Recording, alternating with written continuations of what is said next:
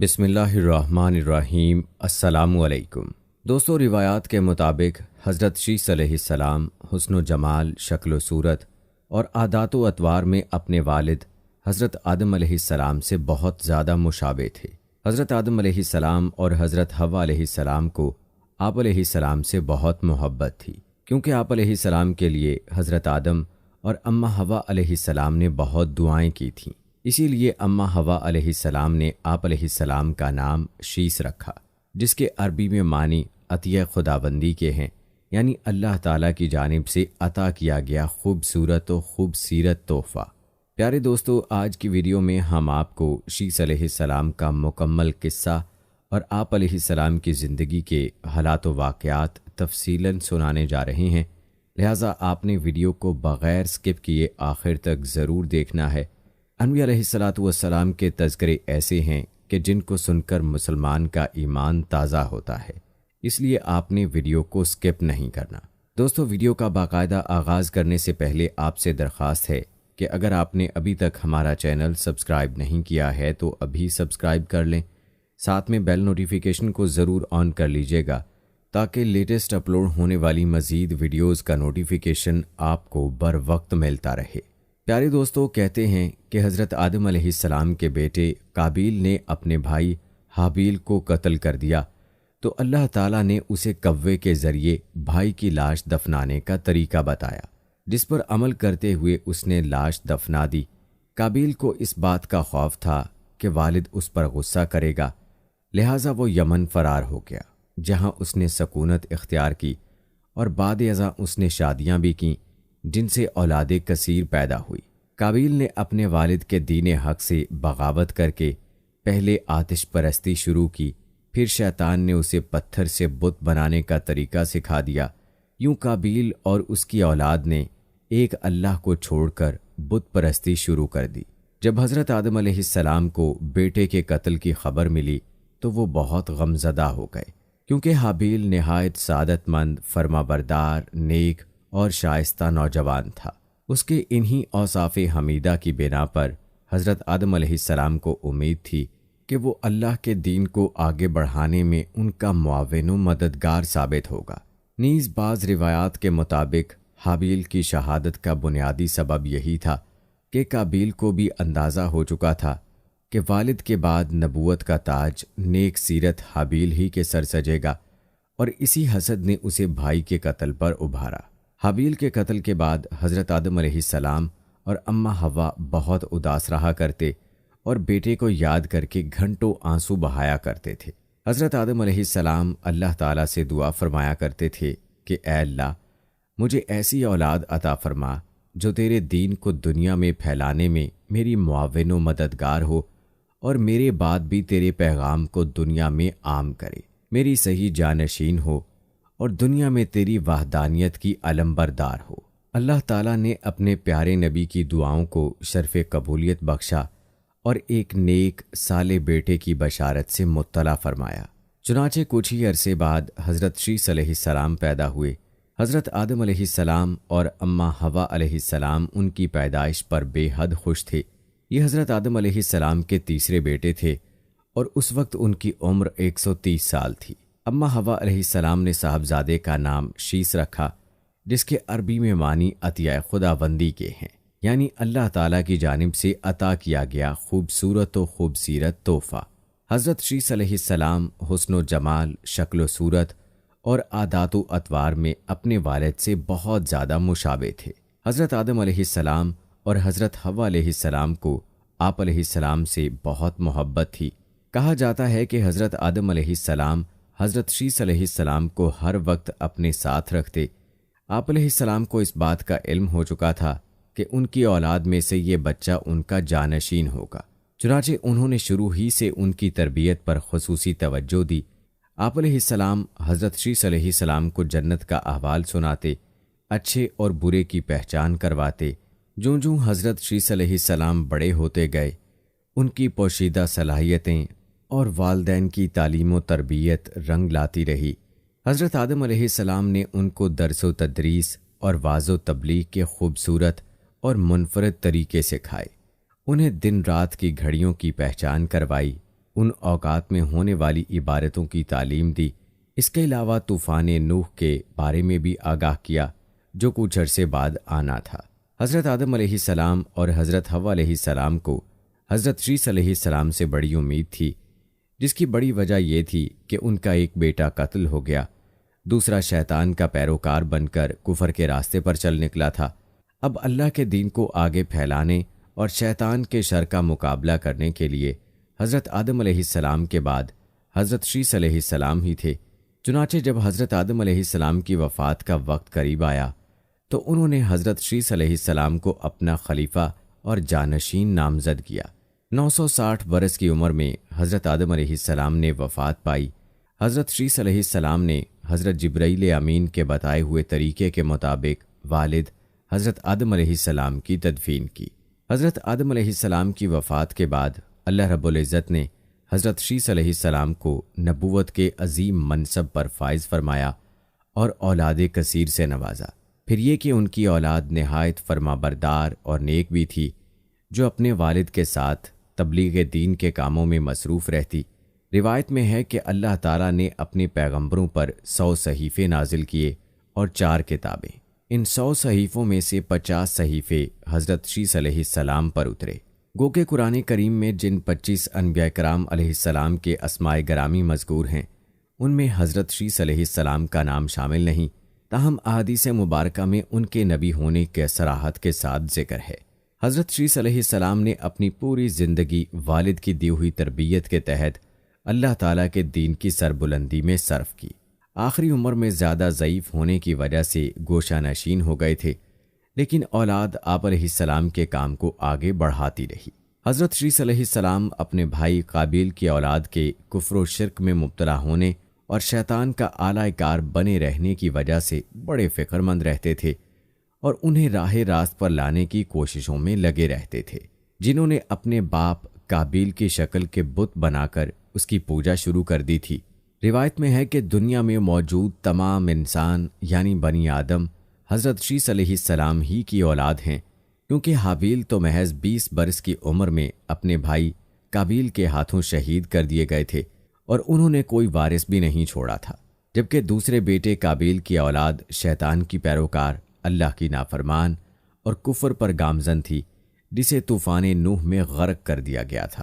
حضرت شیث علیہ السلام لوگوں کو نصیحت فرمایا کرتے تھے کہ سچا مومن وہ ہے جو اللہ تعالیٰ کو پہچانتا ہو، نیک اور بد کو جانتا ہو، بادشاہ وقت کا حکم بجا لاتا ہو، والدین کے حقوق ادا کرتا ہو اور ان کی خدمت کرتا ہو، صلہ رحمی کرتا ہو، غصے پر قابو رکھتا ہو، محتاجوں اور مسکینوں کے ساتھ حسن سلوک سے پیش آتا ہو، گناہوں سے پرہیز کرتا ہو، مصیبت کے وقت صبر کرتا ہو اور اللہ تعالیٰ کی نعمتوں پر اس کا شکر ادا کرتا ہو۔ حضرت آدم علیہ السلام کے انتقال کا وقت قریب آیا تو انہوں نے بیٹے حضرت شیث علیہ السلام کو اپنے قریب بلایا اور نصیحت فرمائی کہ اے میرے سعادت مند برخوردار، تم میرے جانشین بنو گے، چنانچہ تم تقوی اختیار کرو اور جب بھی اللہ تعالیٰ کا ذکر کرو تو اس کے ساتھ اس کے محبوب حضرت محمد مصطفیٰ صلی اللہ علیہ وآلہ وسلم کا نام ضرور لیا کرو، کیونکہ میں نے ان کا نام عرش پر اس وقت لکھا دیکھا جبکہ میں روح اور مٹی کی درمیانی حالت میں تھا۔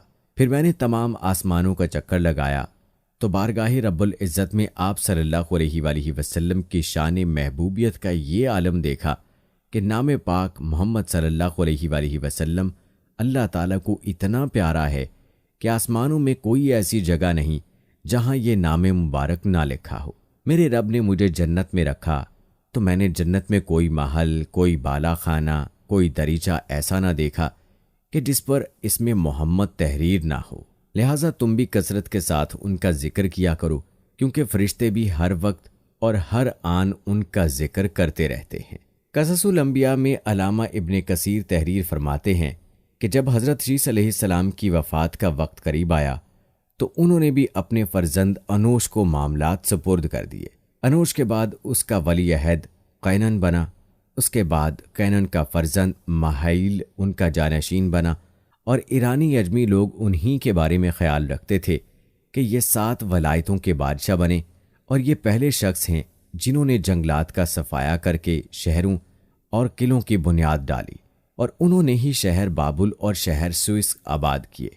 ابلیس اور اس کے لشکریوں، جنوں وغیرہ کو بھی مار مار کر انسانی آبادی سے بھگا کر ویرانوں اور گھاٹیوں میں دھکیل دیا۔ ان کی بادشاہی 40 سال رہی۔ جب وفات کا وقت قریب آیا تو انہوں نے اپنے فرزند اخنوخ کو اپنا جانشین مقرر کیا اور انہیں مختلف کاموں کی انجام دہی کے حوالے سے وصیت کی۔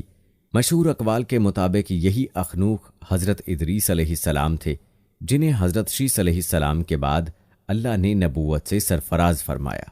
حضرت شیس علیہ السلام کی وفات 912 برس کی عمر میں ہوئی اور ان سے منسوب مزارات 3 مختلف مقامات، نمبر 1 غزہ، نمبر 2 عراق کے شہر موصل اور نمبر 3 ایودھیا یعنی بھارت میں بتائے جاتے ہیں۔ ان تینوں میں سے کس میں حضرت شیس علیہ السلام مدفون ہیں، یہ اللہ تعالیٰ ہی بہتر جانتا ہے۔ دوستو، یہاں تک تو حضرت شیس علیہ السلام کا تذکرہ تھا۔ اب آپ کو حضرت شیس علیہ السلام کی اولاد کے بارے میں بتاتے ہیں، جن کا علم ہونا ہر مسلمان کے لیے ضروری ہے، اس لیے آپ نے ویڈیو کو سکپ نہیں کرنا۔ تو چلیے بات کرتے ہیں حضرت شیس علیہ السلام کے بیٹے انوش کی ولادت کی، اور آپ کو وہ وصیت بھی بتائیں گے جو حضرت شیس علیہ السلام نے انوش کو فرمائی تھی۔ میرا تو زمان میں مذکور ہے، انوش حضرت آدم علیہ السلام کی حیات ہی میں پیدا ہو چکے تھے۔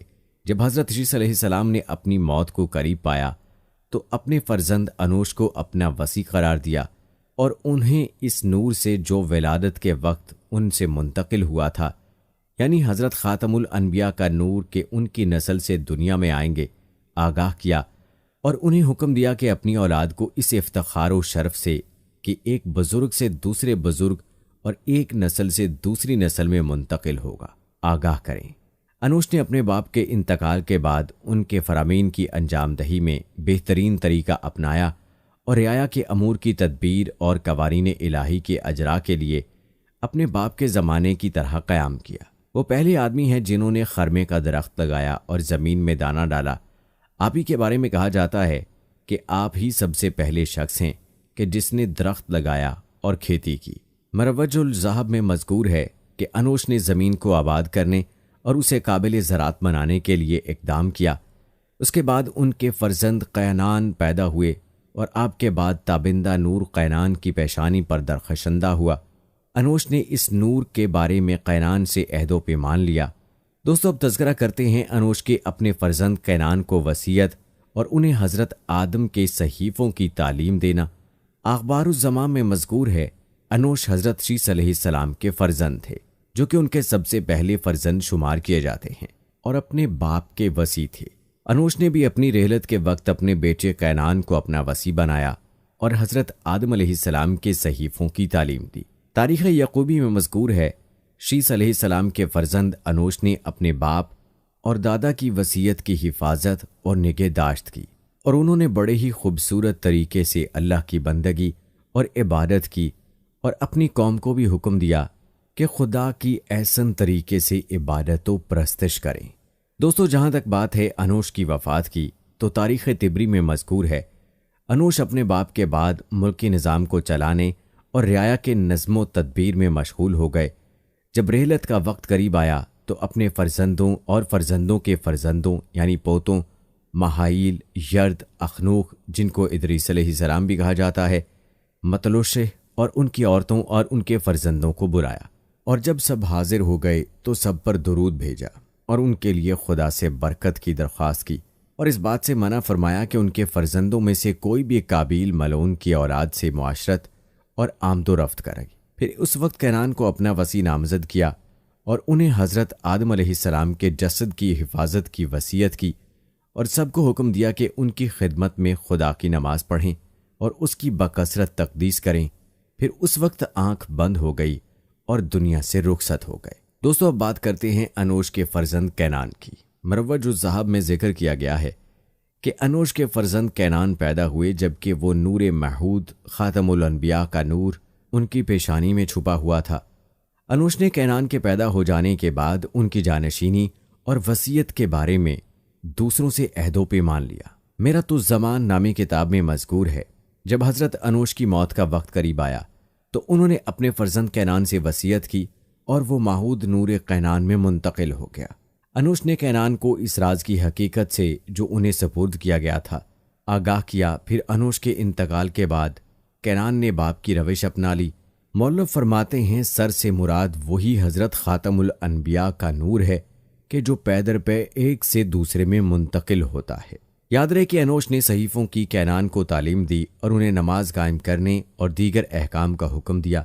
اخبار الزماں میں مذکور ہے کہ انوش نے اپنے فرزند کینان کو اپنا وصی مقرر کیا اور اس سے پہلے حضرت آدم علیہ السلام کے صحیفوں کی تعلیم انہیں دے چکے تھے اور زمین کے ٹکڑوں اور اس بات کو کہ کون کون سی چیزیں ان کے اندر ہیں ان کے لیے بیان کیا۔ انہوں نے کینان کو حکم دیا کہ نماز قائم کریں، زکوٰۃ دیں، حج بجا لائیں اور قابیل کی اولاد سے جنگ کریں۔ کینان نے حکم کی تعمیل کی اور باپ کے دستورات کا اجرا کیا، اور کینان نے اپنے فرزند ماحیل کو وصیت اپنے دنیا سے رخصت ہوتے وقت کی۔ جیسا کہ تاریخ یعقوبی میں مذکور ہے، کینان ایک خلیق ملنسار اہل تقویٰ اور پرہیزگار انسان تھے۔ اپنے باپ کے بعد وظائف کے انجام دینے کے لیے اٹھ کھڑے ہوئے اور اپنی قوم کو خدا کی اطاعت و فرما برداری اور اس کی عبادت کرنے اور حضرت آدم اور حضرت شیث علیہ السلام کی وصیتوں کی پیروی کا حکم دیا۔ اور جب کینان کی موت کا وقت قریب آیا تو ان کے فرزند اور فرزندوں کے فرزند پوتے یعنی ماحیل، یرد، متلوشے، لمک، ان کی عورتیں اور ان کے بچے ان کے پاس جمع ہو گئے۔ کینان نے ان پر درود بھیجا اور ان کے لیے خدا سے برکت کی دعا کی۔ پھر اس وقت ماحیل سے وصیت کی اور انہیں حضرت آدم علیہ السلام کے جسد خاکی کی حفاظت اور نگہداشت کا حکم دیا۔ پیارے دوستو، یہ تھا تذکرہ حضرت شیث علیہ السلام اور ان کی اولاد کا، جو کہ اللہ تعالیٰ کی طرح سے حق پر قائم رہے، اور پھر انہی کی اولاد سے اللہ تعالیٰ نے آنے والے انبیاء کا سلسلہ چلایا۔ ہماری آج کی اس ویڈیو کو آپ نے اپنے حلقہ احباب میں ضرور شیئر کرنا ہے۔ دوستو، آپ کی اطلاع کے لیے عرض ہے کہ ہمارے ہاں ہر ہفتے اجتماعی دعا کا انعقاد ہوتا ہے۔ اس دعا میں شامل ہونے کے لیے نیچے کمنٹس باکس میں اپنا نام لکھ دیجیے گا۔ دوستو، ہم یہ امید کرتے ہیں کہ آپ کو ہماری آج کی یہ ویڈیو ضرور پسند آئی ہوگی۔ اگر آپ کو ہماری آج کی یہ ویڈیو پسند آئی ہے تو سب سے پہلے تو اس کو لائک کریں اور اپنی رائے کا اظہار کمنٹ سیکشن میں لازمی کریں۔ آخر میں آپ سے ایک بار پھر درخواست ہے، اگر آپ نے ہمارا چینل سبسکرائب نہیں کیا ہے تو ابھی سبسکرائب کر لیں۔ ملتے ہیں اگلی ویڈیو میں، تب تک کے لیے مجھے اجازت دیں۔ فی امان اللہ۔